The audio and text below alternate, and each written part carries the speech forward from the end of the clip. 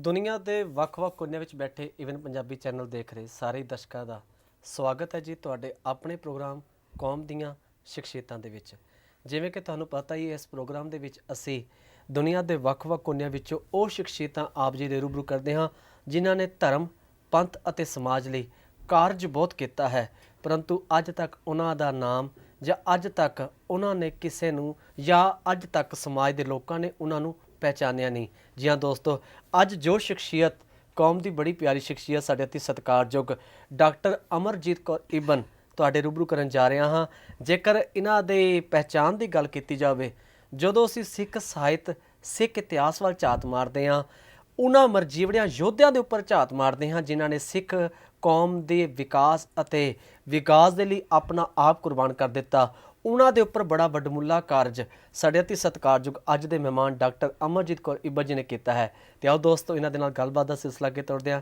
Doctor Amarjeet Kaur ji, programme कौम दी शीर्षता विच तुहानूं जी आयां नूं ते सब तो पहले फतेह अर्ज करदे हां जी। वाहिगुरू जी का खालसा, वाहिगुरू जी की फतेह। सब तो पहले असीं शुक्र करांगे मालक दा कि अज तुसीं ईवन पंजाबी दे चैनल दे इस विहड़े विच आके साडे दर्शकां दे रूबरू हो रहे हो। दर्शकों, मैं तुहानूं इत्थे दस देवां, डॉक्टर अमरजीत कौर ने अपनी कलम दे नाल एक नहीं अनेकां किताबां लिख के सिख साहित्य दे नाल पंजाबी साहित्य बारे भी लिख के साडे समाज, साडे देश अते साडे धर्म दे लोकां दी झोली विच पाईआं ने। डॉक्टर अमरजीत कौर जी, जेकर इतिहास की गल की जाए, तुसीं बड़ा सोहना इतिहास अपनी किताबां विच लिख के बड़ी अच्छी विचारधारा जिहड़ी गुरु ग्रंथ साहिब की कसवट्टी ते पूरी हुंदी है वो साडे सिख समाज दे सामने कीती। तो सब तो पहले मैं तुहानूं पुछना चाहांगा, तुहाडा जन्म, तुहाडे माता पिता, तुहाडा बचपन किहड़ियां गलियां विच बतीत होया? मेरा जन्म सरदार फौजा सिंह कलसी दे घर माता हरनाम कौर दी कुखों 22/8/48 ਨੂੰ क्या ਪਿੰਡ ਹਦਾਇਤਪੁਰਾ ਨੇੜੇ ਚਵਿੰਡਾ ਦੇਵੀ ਜ਼ਿਲ੍ਹਾ ਅੰਮ੍ਰਿਤਸਰ क्या बात है। ਵਿਖੇ ਹੋਇਆ। ਮੇਰੇ ਪਿਤਾ ਜੀ ਰੇਲਵੇ 'ਚ ਸਨ। ਬਹੁਤ ਛੋਟੀ ਸੀ, 6 ਮਹੀਨੇ ਦੀ, ਜਦੋਂ ਕਾਲਕਾ ਲੈ ਗਏ ਮੈਨੂੰ। ਮੇਰੀ ਸਾਰੀ ਪੜ੍ਹਾਈ ਕਾਲਕਾ ਦੀ ਆ जी जी ਤੇ ਮੈਂ 10ਵੀਂ ਕਾਲਕਾ ਕੀਤੀ। ਉਸ ਤੋਂ ਬਾਅਦ ਵਿਆਹ ਹੋ ਗਿਆ। ਫਿਰ 2 ਛੋਟੀਆਂ ਬੱਚੀਆਂ ਆਈਆਂ। ਕੁਦਰਤ ਦੀ ਕਰਨੀ ਕਿ ਮੇਰੇ ਹਸਬੈਂਡ ਦਾ ਐਕਸੀਡੈਂਟ ਹੋ ਗਿਆ। ਫਿਰ ਉਸ ਤੋਂ ਬਾਅਦ ਮੈਂ ਗਿਆਨੀ ਕੀਤੀ, ਸੈਲਫ ਸਟੱਡੀ।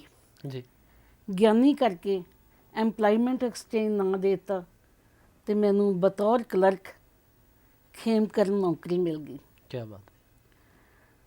ਉਸ ਸਰਵਿਸ ਦੌਰਾਨ ਹੀ ਮੈਂ BA ਕੀਤੀ। ਗਿਆਨੀ ਹੋਣ ਕਰਕੇ ਓਨਲੀ ਇੰਗਲਿਸ਼ ਕਰਕੇ ਉਦੋਂ BA ਹੋ ਜਾਂਦੀ ਸੀ। BA ਕੀਤੀ, ਫਿਰ MA ਇਨ ਪੰਜਾਬੀ ਕੀਤੀ ਗੁਰੂ ਨਾਨਕ ਦੇਵ ਯੂਨੀਵਰਸਿਟੀ ਤੋਂ। ਫਿਰ ਧਰਮ ਅਧਿਐਨ ਦੀ MA ਕੀਤੀ ਪਟਿਆਲਾ ਪੰਜਾਬੀ ਯੂਨੀਵਰਸਿਟੀ ਤੋਂ। ਉਸ ਤੋਂ ਬਾਅਦ ਮੈਂ ਬਾਬਾ ਬੁੱਢਾ ਸਾਹਿਬ ਜੀ 'ਤੇ PhD ਦਾ ਕੰਮ ਸ਼ੁਰੂ ਕੀਤਾ। क्या बात, ਪੰਜਾਬੀ ਸਾਹਿਤ ਵਿੱਚ ਬਾਬਾ ਬੁੱਢਾ ਜੀ ਦਾ ਸਰੂਪ ਇੱਕ ਅਧਿਐਨ, क्या बात। ਇਹਦੇ 'ਤੇ ਫਿਰ ਮੈਂ PhD ਦੀ ਡਿਗਰੀ ਜਿਹੜੀ ਡਾਕਟਰ ਜੀ, ਜਦੋਂ ਤੁਹਾਡੇ ਅਸੀਂ ਲਿਖਤ ਵੱਲ ਵੇਖਦੇ ਹਾਂ, ਤੁਹਾਡੇ ਸ਼ਬਦਾਂ ਵੱਲ ਵੇਖਦੇ ਹਾਂ, ਬੜਾ ਸੋਹਣਾ ਤੁਸੀਂ ਕਾਰਜ ਬਾਬਾ ਬੁੱਢਾ ਜੀ 'ਤੇ ਕੀਤਾ, ਨਾਲ ਹੋਰ ਪੰਜਾਬੀ ਲੋਕ ਕਥਾਵਾਂ 'ਤੇ ਵੀ ਤੁਸੀਂ ਕਾਰਜ ਕੀਤਾ। ਅਕਸਰ ਇਹ ਦੇਖਦੇ ਹਾਂ ਕਿ ਜਦੋਂ ਇਹ ਕਾਰਜ ਕਰਨਾ ਹੋਵੇ, ਕਿਤੇ ਨਾ ਕਿਤੋਂ ਸਾਨੂੰ ਕੋਈ ਨਾ ਕੋਈ ਉਸਤਾਦ ਜਾਂ ਕਿਤੋਂ ਪ੍ਰੇਰਨਾ ਜ਼ਰੂਰ ਮਿਲਦੀ ਹੈ। ਤੁਹਾਡੇ ਪ੍ਰੇਰਨਾ ਸਰੋਤ ਕੌਣ ਸੀ?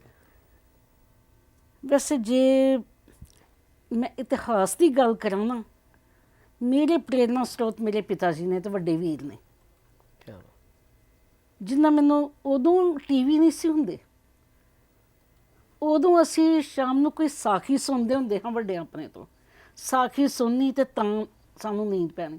ਅਤੇ ਮੇਰੇ ਵੱਡੇ ਵੀਰ ਜੀ ਨੇ ਜਦੋਂ ਬਾਹਰੋਂ ਆਉਣਾ ਨਾ, ਆਉਂਦਿਆਂ ਕੋਈ ਨਾ ਕੋਈ ਜਿਹੜਾ ਭਖਦਾ ਮਸਲਾ ਹੋਣਾ ਨਾ, ਉਹਨਾਂ ਆਉਂਦੇ ਹੀ ਆ ਕੇ ਬਾਹਰੋਂ ਗੱਲ ਕਰਨੀ ਅਤੇ ਘਰ 'ਚ ਉਹਦੀ ਡਿਸਕਸ ਕਰਨਾ ਉਹਨੂੰ, ਅਤੇ ਨਾਲ ਮੈਨੂੰ ਵੀ ਉਹਨਾਂ ਪਾਰਟੀਸਪੇਟ ਕਰਾਉਣਾ, क्या बात, ਅਮਰ ਦੇ ਜਵਾਬ।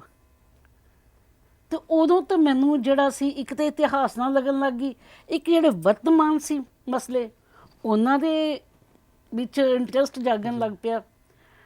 ਭਾਵੇਂ ਜ਼ਿੰਦਗੀ 'ਚ ਬੜੀਆਂ ਮੁਸ਼ਕਿਲਾਂ ਆਈਆਂ ਹਨੂੰਮੰਤ, ਟੂ ਮੱਚ, ਭਾਵੇਂ ਮੈਂ ਇਕੱਲੀ ਨੇ ਲਾਈਫ ਮੂਵ ਕੀਤੀ ਹੈ, ਪਰ ਮੇਰੀ ਪੜ੍ਹਾਈ, ਮੇਰੀਆਂ ਕਿਤਾਬਾਂ, ਮੇਰੇ ਸੋਚ ਨੇ ਮੈਂ ਹਮੇਸ਼ਾ ਪੋਜ਼ਿਟਿਵ ਸੋਚਿਆ, ਮੈਂ ਕਦੀ ਨੈਗੇਟਿਵ ਨਹੀਂ ਸੋਚਿਆ ਕਿਆ ਬਾਤ। ਤੇ ਨਾ ਹੀ ਮੈਂ ਕਦੀ ਇਹ ਕਿਹਾ ਕਿ ਇਹ ਨਹੀਂ ਹੋ ਸਕਦਾ। ਮੈਂ ਹਰ ਗੱਲ ਨੂੰ ਚੈਲੰਜ ਦੇ ਰੂਪ ਚ ਲਿਆ। ਡਾਕਟਰ ਸਾਹਿਬ, ਜਦੋਂ ਅਸੀਂ ਥੋੜਾ ਜਿਹਾ ਹੋਰ ਤੁਹਾਡੀਆਂ ਲਿਖਤਾਂ ਦਾ ਡੂੰਘਾ ਅਧਿਐਨ ਕਰਦੇ ਹਾਂ, ਸਭ ਤੋਂ ਪਹਿਲੇ ਤੁਸੀਂ ਖੋਜ ਕਾਰਜ ਵੀ ਕੀਤਾ ਬਾਬਾ ਬੁੱਢਾ ਦੇ ਉੱਪਰ। ਸਿੱਖ ਸਮਾਜ ਨੂੰ ਇੱਕ ਅਸਲ ਸੇਧ ਦੇਣ ਵਾਸਤੇ ਗੁਰਬਾਣੀ ਦਾ ਆਸਰਾ ਲੈ ਕੇ ਤੁਸੀਂ ਇੱਕ ਨਹੀਂ ਅਨੇਕਾਂ ਕਿਤਾਬਾਂ ਲਿਖ ਕੇ ਸਿੱਖ ਸੰਗਤਾਂ ਦੀ ਝੋਲੀ ਪਾਈਆਂ। ਸਭ ਤੋਂ ਪਹਿਲੀ ਕਿਤਾਬ ਤੁਹਾਡੀ ਕਿਹੜੀ ਸੀ?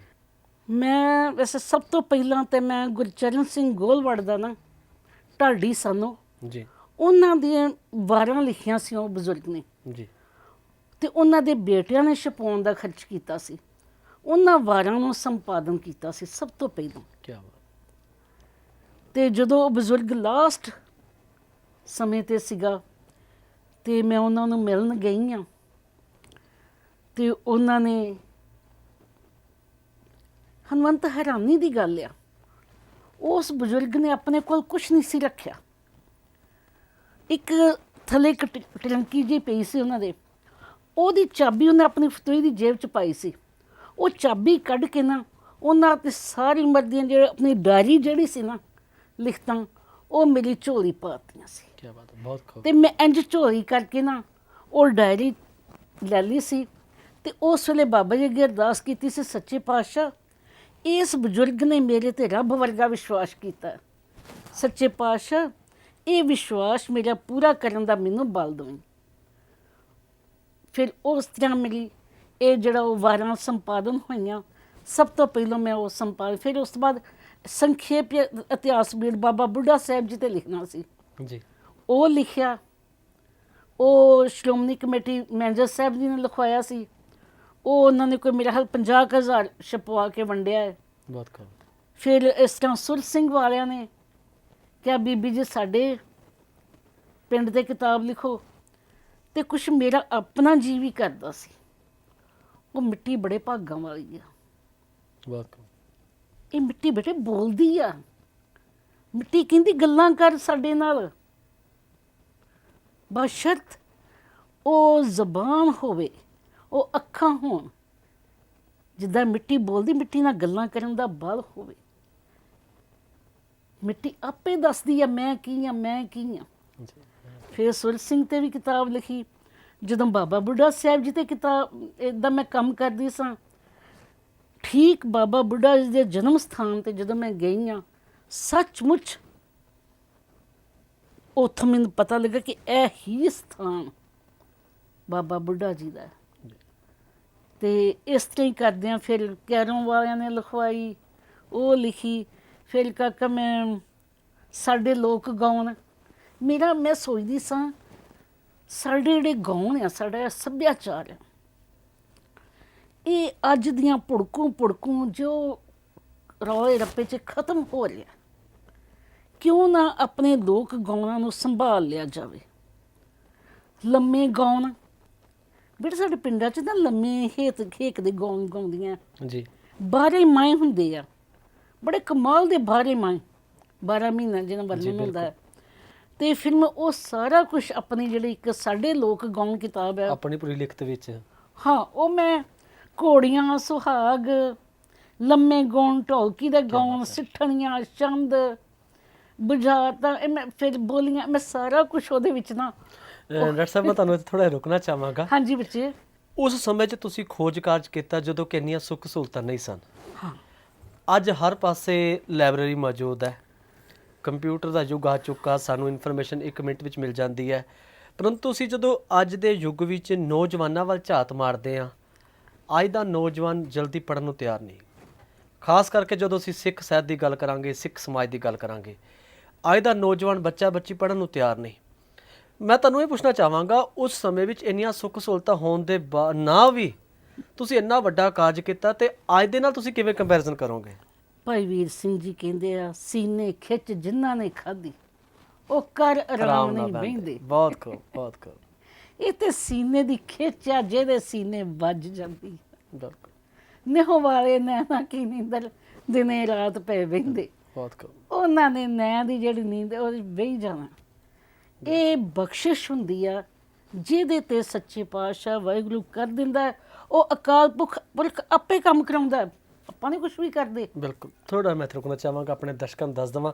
ਦਰਸ਼ਕੋ, ਜਿਵੇਂ ਕਿ ਤੁਸੀਂ ਦੇਖ ਰਹੇ ਹੋ, ਅੱਜ ਦੇ ਇਸ ਕੌਮ ਦੀਆਂ ਸ਼ਖਸੀਅਤਾਂ ਵਿੱਚ ਮੇਰੇ ਮਹਿਮਾਨ ਮੇਰੇ ਨਹੀਂ ਸਗੋਂ ਤੁਹਾਡੇ ਵੀ ਅਤੇ ਈਵਨ ਪੰਜਾਬੀ ਦੇ ਇਸ ਪਵਿੱਤਰ ਵੇੜੇ 'ਚ ਪਹੁੰਚੇ ਨੇ। ਬੜੀ ਪਿਆਰੀ ਸ਼ਖਸੀਅਤ, ਸਾਡੇ ਤੇ ਸਤਿਕਾਰਯੋਗ ਡਾਕਟਰ ਅਮਰਜੀਤ ਕੌਰ ਰਿਬਨ। ਇਹਨਾਂ ਦੀ ਉਮਰ ਵੱਲ ਜਦੋਂ ਵੇਖਦੇ ਆ ਤੇ ਹੈਰਾਨਗੀ ਹੁੰਦੀ ਹੈ। ਇਸ ਉਮਰ ਤੱਕ ਇਹਨਾਂ ਨੇ ਇੱਕ ਨਹੀਂ ਅਨੇਕਾਂ ਵਡਮੁੱਲਾ ਕਾਰਜ ਕੀਤਾ, ਪਰੰਤੂ ਅੱਜ ਦੇ ਨੌਜਵਾਨ ਜਦੋਂ ਅਸੀਂ ਆਪਣੇ ਵੱਲ ਵੇਖਦੇ ਹਾਂ, ਅਸੀਂ ਇੱਕ ਆਰਟੀਕਲ ਪੜ੍ਹਨ ਨੂੰ ਤਿਆਰ ਨਹੀਂ, ਇੱਕ ਲੇਖ ਲਿਖਣ ਨੂੰ ਤਿਆਰ ਨਹੀਂ। ਡਾਕਟਰ ਅਮਰਜੀਤ ਕੌਰ ਜੀ, ਮੈਂ ਤੁਹਾਨੂੰ ਇੱਥੇ ਹੋਰ ਪੁੱਛਣਾ ਚਾਹਾਂਗਾ, ਹਾਂਜੀ ਬੱਚੇ, ਅੱਜ ਦੇ ਸਮੇਂ ਵਿੱਚ ਵੀ ਤੁਸੀਂ ਕੋਈ ਪ੍ਰੋਜੈਕਟ ਕਰ ਰਹੇ ਹੋ? ਹਾਂ, ਪਹਿਲੋਂ ਮੈਂ ਭਾਈ ਸੁੱਖਾ ਸਿੰਘ ਮਾੜੀ ਕੰਬੋਕਿਆਂ ਤੇ ਜੀ ਪੂਰੀ ਕਿਤਾਬ ਲਿਖੀ ਆ। ਭਾਈ ਸੁੱਖਾ ਸਿੰਘ ਬਾਰੇ ਲਿਖਿਆ ਨਹੀਂ ਸੀ ਕੁਛ ਵੀ ਗਿਆ, ਜੀ ਜੀ ਤੇ ਉਹ ਵੀ ਮੈਂ ਫੀਲਡ ਵਰਕ ਬਹੁਤਾ ਕੀਤਾ। ਬੇਸ਼ੱਕ ਮੈਨੂੰ ਪ੍ਰਾਚੀਨ ਪੰਥ ਪ੍ਰਕਾਸ਼ ਰਤਨ ਸਿੰਘ ਭੰਗੂ ਤੋਂ ਬੜਾ ਕੁਛ ਮਿਲਿਆ, ਪਰ ਫਿਰ ਵੀ ਮੈਂ ਫੀਲਡ ਵਰਕ ਕੀਤਾ। ਅੱਜ ਕੱਲ੍ਹ ਮੈਂ ਬਾਬਾ ਬੀਰ ਸਿੰਘ ਜੀ ਨੌਰੰਗਾਬਾਦ ਵਾਲੇ, ਜੀ ਜੀ ਜਿਨ੍ਹਾਂ ਦਾ ਜਨਮ ਗੱਗੋਬੂਏ ਹੋਇਆ ਸੀ, ਤੇ ਮੈਂ ਬਾਬਾ ਬੁੱਢਾ ਸਾਹਿਬ ਬਾਬਾ ਬੀਰ ਸਿੰਘ ਜੀ ਤੇ ਮੇਰਾ ਖਿਆਲ ਘੱਟੋ ਘੱਟ 300 ਸਫ਼ੇ ਦੀ ਬਣ ਜਾਣੀ ਆ। ਕੀ ਬਾਤ ਹੈ। ਤੇ ਜਿਹੜਾ ਉਹਨਾਂ ਦੇ ਮੈਂ ਜੀਵਨ ਤੇ ਬਾਰੇ ਲਿਖ ਰਹੀ ਹਾਂ, ਵੱਡੀ ਗੱਲ ਉਹਦੇ ਵਿੱਚ ਹੈ ਹਨੂੰਮੰਤ ਸਿੰਘ, ਉਹਦੇ 'ਚ ਮੈਨੂੰ ਬਾਬਾ ਸਾਹਿਬ ਸਿੰਘ ਬੇਦੀ, ਗੁਰੂ ਨਾਨਕ ਸਾਹਿਬ ਜੀ ਦੀ 10ਵੀਂ ਵੰਸ਼, ਬਾਬਾ ਖੁਦਾ ਸਿੰਘ, ਭਾਈ ਮਹਾਰਾਜ ਸਿੰਘ ਜੀ ਵਰਗੀਆਂ ਅਨੇਕ ਸ਼ਖਸੀਅਤਾਂ ਦੇ ਵਿੱਚੋਂ ਦਰਸ਼ਨ ਹੋਏ, ਤੇ ਜਿਹੜੇ ਮੈਂ ਇਸ ਕਿਤਾਬ 'ਚ ਕਲਮਬੰਦ ਕਰ ਰਹੀ ਹਾਂ। ਕੀ ਤੇ ਫਿਰ ਦੇਖੋ, ਮੈਂ ਇਹਦੇ 'ਚ ਫੀਲਡ ਵਰਕ ਮੈਂ ਇਹ ਨਹੀਂ ਕੀਤਾ ਬੇਟੇ, ਜਿਹੜੀਆਂ ਗੱਲਾਂ ਹੁੰਦੀਆਂ ਨਾ, ਜਿਹੜਾ ਸ਼ੀਸ਼ਿਆਂ ਦੇ ਘਰਾਂ 'ਚ ਬਹਿ ਕੇ ਲਿਖਿਆ ਜਾਂਦਾ ਹੈ ਨਾ, ਉਹ ਮੱਖੀ ਤੇ ਮੱਖੀ ਵੱਜਦੀ ਆ। ਫੀਲਡ ਵਰਕ ਜਦੋਂ ਤੱਕ ਫੀਲਡ 'ਚ ਨਹੀਂ ਨਾ ਜਾਇਆ ਜਾਂਦਾ, ਉਦੋਂ ਤੱਕ ਗੱਲ ਨਹੀਂ ਬਣਦੀ। ਉਹ ਗੱਲ ਵੱਖਰੀ ਆ ਕਿ ਜੇ ਮੈਂ ਇੱਕ ਵਾਰੀ ਨਾਂ ਲਿਆ ਤੇ ਉਸੇ ਵੇਲੇ ਬਾਬਾ ਜੀ ਗੱਡੀ ਲੈ ਕੇ ਤੁਰ ਪਏ ਆ। ਗੱਗੋਬੂਏ ਵਾਲੇ ਬਾਬਾ ਜੀ ਦਾ ਜਨਮ ਗੱਗੋਬੂਏ ਹੋਇਆ ਸੀ, ਇਹ ਗੱਗੋਬੂਏ ਵਾਲੇ ਹੀ ਮੇਰੇ ਕੋਲ ਲਿਖਵਾ ਰਹੇ ਨੇ। ਤੇ ਉਹ ਫਿਰ ਇਸ ਤਰ੍ਹਾਂ ਕਰਕੇ ਮੈਂ ਇਹ ਵੇਖੋ ਹਨੂੰਮੰਤ, ਮੈਂ ਜਿੱਥੇ ਬਾਬਾ ਜੀ ਸ਼ਹੀਦ ਹੋਏ ਸੀ, ਉਹ ਹੁਣ ਤੱਕ ਸ਼ਹੀਦੀ ਸਥਾਨ ਨਹੀਂ ਸੀ ਲੱਭਾ। ਉਹ ਸ਼ਹੀਦੀ ਸਥਾਨ ਲੱਭ ਲਿਆ ਜੀ ਕਿ ਕਿਹੜੇ ਥਾਂ ਤੇ ਬਾਬਾ ਜੀ ਸ਼ਹੀਦ ਹੋਏ ਸੀ, ਸੈਂਕੜੇ ਨਾਲ ਸ਼ਹੀਦ ਹੋਏ ਸੀ। ਫਿਰ ਉਹ ਜਗ੍ਹਾ ਲੱਭੀ ਆ, ਉਹ ਦਰਿਆ ਦੀ ਘਾਟ ਜਿੱਥੋਂ ਉਹਨਾਂ ਦਾ ਪਲੰਗ ਜਿਹੜਾ ਜਲ ਪ੍ਰਵਾਹ ਕਰ ਦਿੱਤਾ ਗਿਆ ਸੀ। ਫਿਰ ਉਹ ਜਿੱਥੇ ਜਾ ਕੇ ਪਲੰਗ ਲੱਗਾ, ਉਹ ਪਟਵਾਰੀ ਦੀਆਂ, ਉਹ ਬਿਲਕੁਲ ਬੇਟੇ ਪਾਕਿਸਤਾਨ 'ਚ ਚਲੀ ਗਈ ਥਾਂ। ਤੁਸੀਂ ਬੰਨ ਤੋਂ ਅੱਗੇ ਤਾਰਾਂ ਤੋਂ ਅੱਗੇ ਫਿਰ ਪਿੰਡ ਮੁੱਠਿਆਂ ਵਾਲੀ ਜਿਹੜਾ ਬਰਬਾਦ ਹੋ ਚੁੱਕਾ, ਉਹੀ ਘਰ ਜਿਹੜੇ ਥੋੜ੍ਹੇ ਕੁਝ ਇੱਧਰ ਆ ਕੇ ਤਾਰੋਂ ਆਰ ਵਸੇ ਆ, ਤੇ CRP ਦਾ ਉੱਥੇ ਜ਼ਿਆਦਾ ਹੈਡਕੁਆਟਰ ਬਣੇ ਨੇ। ਉਹ ਜਗ੍ਹਾ ਮੈਂ ਪਟਵਾਰੀਆਂ ਕੋਲੋਂ ਕਢਵਾਈ ਆ, ਜਿੱਥੋਂ ਉਹਨਾਂ ਦਾ ਪਲੰਗ ਲੱਗਾ ਸੀ। ਇਹ 1.5 ਕਨਾਲ ਥਾਂ ਕਿਉਂ ਰੱਖੀ ਗਈ? ਫਿਰ ਜਾ ਕੇ ਦਰਿਆਵਾਂ ਦਾ ਵੇਖਿਆ ਗਿਆ, ਦਰਿਆ ਦੀਆਂ ਫਾਂਟਾਂ ਕਿੱਧਰ ਜਾਣ ਰਹੀਆਂ। ਉੱਥੇ ਬੇਟੇ ਸਤਲੁਜ ਤੇ ਹਰੀਕੇ, 2 ਦਰਿਆਵਾਂ ਦਾ ਮੇਲ ਹੋ ਗਿਆ ਸੀ, ਤੇ ਅੱਜ ਵੀ ਹੈਗਾ। ਦਰਿਆ ਨੇ ਪੂਰੇ ਇਲਾਕੇ ਢਾਹ ਲਾਈ, ਕੋਈ ਇੱਧਰ ਨਿਕਲ ਗਈ, ਕੋਈ ਇੱਧਰ ਨਿਕਲ ਗਿਆ, ਸਭ ਪਾਸੇ। ਅੱਜ ਵੀ ਪਤਾ ਲੱਗਦਾ ਹੈ ਕਿ ਫਿਰ ਉੱਥੋਂ ਦੇ ਸੇਵਾਦਾਰਾਂ ਨੇ ਸਾਡਾ ਬਹੁਤ ਸਾਥ ਦਿੱਤਾ। 1 ਸੈਕਿੰਡ ਦੀ ਇੱਕ ਮੂੰਹ ਜ਼ਬਾਨ ਨਿਕਲੀ, ਉਸੇ ਵੇਲੇ ਸਾਡੇ ਨਾਲ ਤੁਰ ਪਏ ਤੇ ਦੱਸਿਆ, ਬੀਬੀ ਜੀ ਆ ਵੇਖੋ, ਆ ਦਰਿਆ ਦੀ ਢਾਰ ਆ ਰਹੀ, ਇਹਨੂੰ ਬਖਸ਼ੀ ਵਾਲਾ ਕਹਿੰਦੇ, ਇਹਨੂੰ ਆਹ ਕਹਿੰਦੇ, ਇਹਨੂੰ ਆਹ ਕਹਿੰਦੇ। ਤੇ ਬਿਲਕੁਲ ਠੀਕ। ਫਿਰ ਇੱਥੋਂ ਤੱਕ ਜਿੱਥੇ ਬਾਬਾ ਜੀ ਦਾ ਸ਼ਹੀਦੀ ਹੋਈ ਸੀ, ਫਿਰ ਸਾਹਮਣੇ ਹੀਰਾ ਸਿੰਘ ਡੋਗਰੇ ਨੇ ਜੀ, ਜਿੱਥੇ ਤੋਪਾਂ ਬੀੜੀਆਂ ਸੀ, ਗਜ਼ਲ ਦੀ ਘਾਟੀ, ਮਾਣੇ ਦੀ ਘਾਟੀ, ਜੰਡ ਦੀ ਘਾਟੀ, ਉਹ ਸਾਨੂੰ ਘਾਟੀਆਂ ਵੀ ਮੈਂ ਵੇਖ ਆਈ ਹਾਂ। ਕੀ ਬਾਤ ਹੈ। ਸੱਚਮੁੱਚ ਤੁਹਾਡੇ ਕਾਰਜ ਨੂੰ ਸਲਾਮ ਬਣਦਾ ਹੈ। ਤੁਸੀਂ ਇੰਨਾ ਵਡਮੁੱਲਾ ਕਾਰਜ ਕਰਦੇ ਪਏ ਹੋ, ਜਿਨ੍ਹਾਂ ਬਾਰੇ ਅੱਜ ਦਾ ਨੌਜਵਾਨ ਸੁਣ ਕੇ ਦੇਖ ਕੇ ਹੈਰਾਨ ਹੈ। ਕਿਉਂਕਿ ਫੀਲਡ ਤੁਸੀਂ ਗੱਲ ਬਿਲਕੁਲ ਸਹੀ ਆਖੀ ਡਾਕਟਰ ਅਮਰਜੀਤ ਕੌਰ ਜੀ, ਵੀ ਜਦ ਤੱਕ ਅਸੀਂ ਫੀਲਡ ਵਰਕ ਨਹੀਂ ਕਰਾਂਗੇ, ਸ਼ੀਸ਼ਿਆਂ ਦੇ ਘਰਾਂ ਵਿੱਚ ਰਹਿ ਕੇ ਲਿਖਣ ਵਾਲਾ ਕਾਰਜ ਮੱਖੀ ਤੇ ਮੱਖੀ ਹੋਵੇਗਾ। ਇਹ ਤੇ ਛੋਟੀ ਜਿਹੀ ਬ੍ਰੇਕ ਲੈਣੀ ਪਵੇਗੀ। ਸੋ ਦੋਸਤੋ, ਜਾਣਾ ਕਿਤੇ ਨਹੀਂ, ਪ੍ਰੋਗਰਾਮ ਕੌਮ ਦੀ ਸ਼ਖਸੀਅਤਾਂ ਦੇ ਵਿੱਚ ਅੱਜ ਸਾਡੇ ਮਹਿਮਾਨ ਡਾਕਟਰ ਅਮਰਜੀਤ ਕੌਰ ਜੀ ਬੜੇ ਸੋਹਣੇ ਢੰਗ ਦੇ ਨਾਲ ਆਪਣੀ ਕਲਮ ਦੇ ਨਾਲ ਕਿਹੜਾ ਸ਼ਬਦ ਲਿਖਦੇ ਪਏ ਨੇ ਅਤੇ ਕਿਹੜੇ ਇਤਿਹਾਸ ਨਾਲ ਸਾਡੀ ਸਾਂਝ ਪਾਉਂਦੇ ਪਏ ਨੇ, ਜਿਨ੍ਹਾਂ ਨੂੰ ਅਸੀਂ ਇਤਿਹਾਸ ਵਿੱਚੋਂ ਭੁਲਾ ਬੈਠੇ ਹਾਂ, ਜਿਨ੍ਹਾਂ ਨੂੰ ਅਸੀਂ ਆਪਣੀ ਜ਼ਹਿਨ ਦਾ ਹਿੱਸਾ ਬਣਾਉਣਾ ਸੀ, ਪਰੰਤੂ ਕਿਸੇ ਕਾਰਨਾਂ ਕਰਕੇ ਅਸੀਂ ਉਹ ਇਤਿਹਾਸ ਦੇ ਵਰਕੇ ਫਰੋਲੇ ਨਹੀਂ।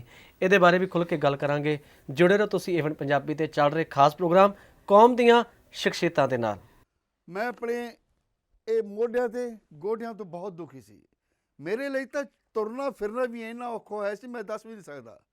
ਪਰ ਜਦ ਤੋਂ ਮੈਨੂੰ ਫੀ ਰਿਲੀਫ ਮਿਲਿਆ, 2.5-3 ਮਹੀਨੇ ਇਸਤੇਮਾਲ ਕਰਨ ਤੋਂ ਬਾਅਦ ਗੋਡੇ ਵੀ ਓਕੇ, ਮੋਢੇ ਵੀ ਓਕੇ। ਜੀ ਤੁਸੀਂ ਵੀ ਕਿਸੇ ਇਸ ਤਰ੍ਹਾਂ ਦੀ ਬਿਮਾਰੀ ਤੋਂ ਪਰੇਸ਼ਾਨ ਹੋ ਤੇ ਬੇਝਿਜਕ ਹੋ ਕੇ ਇਸ ਨੂੰ ਇਸਤੇਮਾਲ ਕਰੋ। ਸਿਰਫ 2.5-3 ਮਹੀਨੇ ਇਹ 125 ਬਿਮਾਰੀਆਂ ਤੱਕ ਦਾ ਇਲਾਜ ਕਰ ਸਕਦਾ ਹੈ। ਫੀ ਰਿਲੀਫ ਹਮੇਸ਼ਾ ਯਾਦ ਰੱਖੋ। ਬਸ ਕੁਛ ਦਿਨਾਂ ਤੋਂ ਮੈਨੂੰ ਵਾਲਾਂ ਦੀ ਬੜੀ ਸਮੱਸਿਆ ਸੀ। ਮੇਰੇ ਵਾਲ ਝੜਨੇ ਸ਼ੁਰੂ ਹੋ ਗਏ ਸੀ। ਮੈਨੂੰ ਮੇਰੇ ਦੋਸਤ ਨੇ ਆਇਲ ਫੀ ਰਿਲੀਫ ਵਾਲੇ ਦੱਸਿਆ। ਮੈਂ ਇਹ ਤੇਲ 3 ਕੁ ਮਹੀਨੇ ਲਾਣਾ ਆਪਣੇ ਸਿਰ 'ਤੇ ਅਪਲਾਈ ਕੀਤਾ। ਇਹ ਬਿਲਕੁਲ ਆਯੁਰਵੈਦਿਕ ਤੇਲ ਹੈ, ਇਹਦਾ ਕੋਈ ਸਾਈਡ ਇਫੈਕਟ ਨਹੀਂ ਹੈ। ਅਤੇ ਮੇਰੇ ਵਾਲ ਜਿਹੜੇ ਗੰਜਪਣ ਪੈਣਾ ਸ਼ੁਰੂ ਹੋ ਗਿਆ ਸੀ ਉਹ ਦੁਬਾਰਾ ਆਉਣ ਲੱਗ ਗਏ। ਅਤੇ ਮੈਨੂੰ ਤਾਂ ਬੜਾ ਫਾਇਦਾ ਦਿੱਤਾ ਇਸ ਨੇ। ਜੇ ਤੁਹਾਨੂੰ ਵੀ ਕਿਸੇ ਇਸ ਤਰ੍ਹਾਂ ਦੀ ਪ੍ਰੋਬਲਮ ਦਾ ਤੁਸੀਂ ਸਾਹਮਣਾ ਕਰ ਰਹੇ ਹੋ ਤਾਂ ਇਹ ਤੇਲ ਲਾਣਾ ਨਾ ਭੁੱਲੋ। ਕਿਤੇ ਨਾ ਕਿਤੇ ਅਸੀਂ ਆਪਣੇ ਬਾਲਾਂ ਕਰਕੇ ਸ਼ਰਮ ਫੀਲ ਕਰਦੇ ਹਾਂ ਕਿ ਸੋਸਾਇਟੀ 'ਚ ਬੈਠੇ ਹਾਂ ਕਿ ਕੋਈ ਮਜ਼ਾਕ ਨਾ ਕਰ ਰਿਹਾ ਹੋਏ, ਪਰ ਥੈਂਕਸ ਟੂ ਫ੍ਰੀ ਲੀਫ ਜਿਹਨੇ ਮੇਰਾ ਇਹ ਕੌਨਫੀਡੈਂਸ ਬਿਲਡ ਕੀਤਾ, ਜਿਹਦੇ ਲਗਾਉਣ ਨਾਲ ਮੈਂ ਮਾਰਕੀਟ 'ਚ ਹੁਣ ਬੜਾ ਹੀ ਕੌਨਫੀਡੈਂਟ ਹਾਂ ਔਰ ਇਹਦੇ ਨਾਲ ਮੈਨੂੰ ਬੜਾ ਫਾਇਦਾ ਹੋਇਆ। ਅਤੇ ਮੈਨੂੰ ਸਰਵਾਈਕਲ ਦੀ ਵੀ ਦਿੱਕਤ ਸੀ ਅਤੇ ਉਹਦੇ ਨਾਲ ਵੀ ਮੈਨੂੰ ਬੜਾ ਰਿਲੀਫ ਮਿਲਿਆ। ਇਹ ਯੂਜ਼ ਕਰੋ ਅਤੇ ਮੈਂ ਪ੍ਰੈਕਟੀਕਲ ਯੂਜ਼ ਕਰ ਰਿਹਾ। ਬ੍ਰੇਕ ਤੋਂ ਬਾਅਦ ਇੱਕ ਵਾਰ ਫਿਰ ਤੁਹਾਡਾ ਸਾਰਿਆਂ ਦਾ ਸਵਾਗਤ ਹੈ ਜੀ ਤੁਹਾਡੇ ਆਪਣੇ ਪ੍ਰੋਗਰਾਮ ਕੌਮ ਦੀਆਂ ਸ਼ਖਸੀਅਤਾਂ ਦੇ ਵਿੱਚ। ਜਿਵੇਂ ਕਿ ਦੋਸਤੋ ਬ੍ਰੇਕ 'ਤੇ ਜਾਣ ਤੋਂ ਪਹਿਲਾਂ ਆਪਾਂ ਗੱਲ ਕਰ ਰਹੇ ਸਾਂ ਡਾਕਟਰ ਅਮਰਜੀਤ ਕੌਰ ਈਬਨ ਜੀ ਦੇ ਨਾਲ, ਜਿਨ੍ਹਾਂ ਨੇ ਇਤਿਹਾਸ ਦੇ ਉਹ ਵਰਕਿਆਂ ਨੂੰ ਖੋਲ੍ਹ ਕੇ ਸਾਡੇ ਸਾਹਮਣੇ ਰੱਖਿਆ ਹੈ। ਅਤੇ ਅੱਜ ਅਫਸੋਸ ਨਾਲ ਕਹਿਣਾ ਪੈਂਦਾ ਹੈ ਅੱਜ ਦਾ ਨੌਜਵਾਨ ਇਹਨਾਂ ਦਾ ਨਾਮ ਨਹੀਂ ਜਾਣਦਾ, ਅੱਜ ਦਾ ਸਿੱਖ ਸਮਾਜ ਇਹਨਾਂ ਨੂੰ ਭੁਲਾ ਬੈਠਾ ਹੈ। ਪਰੰਤੂ ਜਦੋਂ ਅਸੀਂ ਇਹਨਾਂ ਦੀਆਂ ਲਿਖਤਾਂ ਵੱਲ ਦੇਖਦੇ ਹਾਂ ਤਾਂ ਸਲਾਮ ਕਰਨ ਨੂੰ ਬਣਦਾ ਹੈ ਵੀ ਇਹਨਾਂ ਦੀਆਂ ਲਿਖਤਾਂ ਦੇ ਵਿੱਚ ਇਹੋ ਜਿਹੀ ਕਸ਼ਿਸ਼ ਹੈ, ਇਤਿਹਾਸ ਦਾ ਪੱਖ ਇਹੋ ਜਿਹਾ ਸਾਡੇ ਸਾਹਮਣੇ ਰੱਖ ਰਹੇ ਨੇ, ਕਿਤੇ ਕੋਈ ਕਿੰਤੂ ਪਰੰਤੂ ਨਹੀਂ।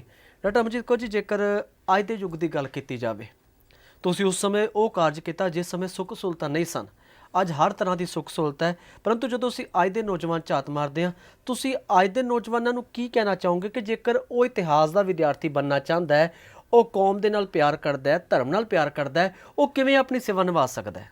ਪਹਿਲੀ ਗੱਲ, ਇਤਿਹਾਸ ਨੂੰ ਪਿਆਰ ਕਰਨ ਤੋਂ ਪਹਿਲਾਂ ਆਪਣੇ ਗੁਰੂ ਸਾਹਿਬਾਨ ਨਾਲ ਦੇ ਚਰਨਾਂ ਨਾਲ ਪਿਆਰ ਕਰੇ। ਇਤਿਹਾਸ ਤਾਂ ਆਪਣੇ ਸਾਡਾ ਸਿੱਖ ਇਤਿਹਾਸ ਕੀ ਆ, ਸਾਡੇ ਗੁਰੂ ਸਾਹਿਬਾਨ ਦਾ ਇਤਿਹਾਸ। ਜਦੋਂ ਅਸੀਂ ਗੁਰੂ ਸਾਹਿਬਾਨ ਦੇ ਇਤਿਹਾਸ ਨਾਲ ਜੁੜਾਂਗੇ, ਸਾਨੂੰ ਬੜੀਆਂ ਪਿਆਰੀਆਂ ਯਾਦਾਂ ਫਿਰ ਆਉਂਦੀਆਂ। ਫਿਰ ਅੱਗੋਂ ਉਹਨਾਂ ਦੇ ਜੋ ਗੁਰਸਿੱਖਾਂ ਦੇ ਜੀਵਨ ਦਾ ਅਸੀਂ ਅਧਿਐਨ ਕਰਦੇ ਹਾਂ, ਫਿਰ ਸਾਡਾ ਜੀਅ ਕਰਦਾ ਅਸੀਂ ਉਹਨਾਂ ਗੁਰਸਿੱਖਾਂ ਬਾਰੇ ਜਾਣੀਏ।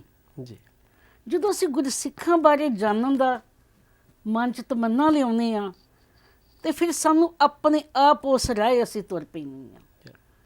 ਜਦੋਂ ਤੱਕ ਅਸੀਂ ਗੁਰੂ ਸਾਹਿਬਾਨ ਦੇ ਹਜ਼ੂਰੀ ਸਿੱਖ ਜਾਂ ਉਹ ਸਿੱਖ ਵੱਲ ਧਿਆਨ ਨਹੀਂ ਕਰਾਂਗੇ, ਉਨੀ ਦੇਰ ਅਸੀਂ ਇਤਿਹਾਸ ਵਾਲੇ ਪਾਸੇ ਨਹੀਂ ਤੁਰ ਸਕਾਂਗੇ।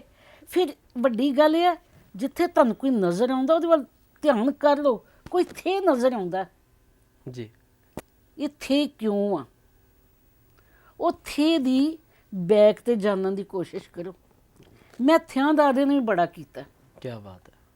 ਅਲਗੋਂ ਦਾ ਥੇ ਜਿਹੜਾ 100 ਏਕੜ 'ਚ ਸੀ, ਉਹਦਾ ਮੈਂ ਇੱਕ ਦਾ ਅਧਿਐਨ ਕੀਤਾ। ਉਹਦੀ ਬੈਕਗ੍ਰਾਉਂਡ ਬੜਾ ਵੱਡਾ ਮੈਂ ਬੜੀ ਵੱਡੀ ਜੀ, ਮੈਂ ਤੁਹਾਨੂੰ ਥੋੜ੍ਹਾ ਜਿਹਾ ਰੁਕਣਾ ਚਾਹਾਂਗਾ ਡਾਕਟਰ ਅਮਰਜੀਤ ਕੌਰ ਜੀ। ਜਦੋਂ ਅਸੀਂ ਤੁਹਾਡੇ ਕਾਰਜ ਵੱਲ ਵੇਖਦੇ ਹਾਂ, ਕਾਰਜ ਇੱਕ ਸੰਸਥਾ ਦਾ ਹੈ, ਇੱਕ ਸਭਾ ਸੁਸਾਇਟੀ ਦਾ ਕਾਰਜ ਹੈ, ਪਰੰਤੂ ਤੁਸੀਂ ਇਕੱਲੇ ਹੀ ਕਰਦੇ ਰਹੇ ਹੋ। ਜਦੋਂ ਅੱਜ ਅਸੀਂ ਸਭਾ ਸੁਸਾਇਟੀਆਂ ਵੱਲ ਵੇਖਦੇ ਹਾਂ, ਪ੍ਰਬੰਧਕ ਕਮੇਟੀਆਂ ਵੱਲ ਵੇਖਦੇ ਹਾਂ, ਉਹ ਇਸ ਕਾਰਜ ਕਰਨ ਤੋਂ ਥੋੜ੍ਹਾ ਜਿਹਾ ਵੇਸਲਾ ਪੱਖ ਦਿਖਾਇਆ ਜਾ ਰਿਹਾ ਜੀ, ਕਿਉਂ?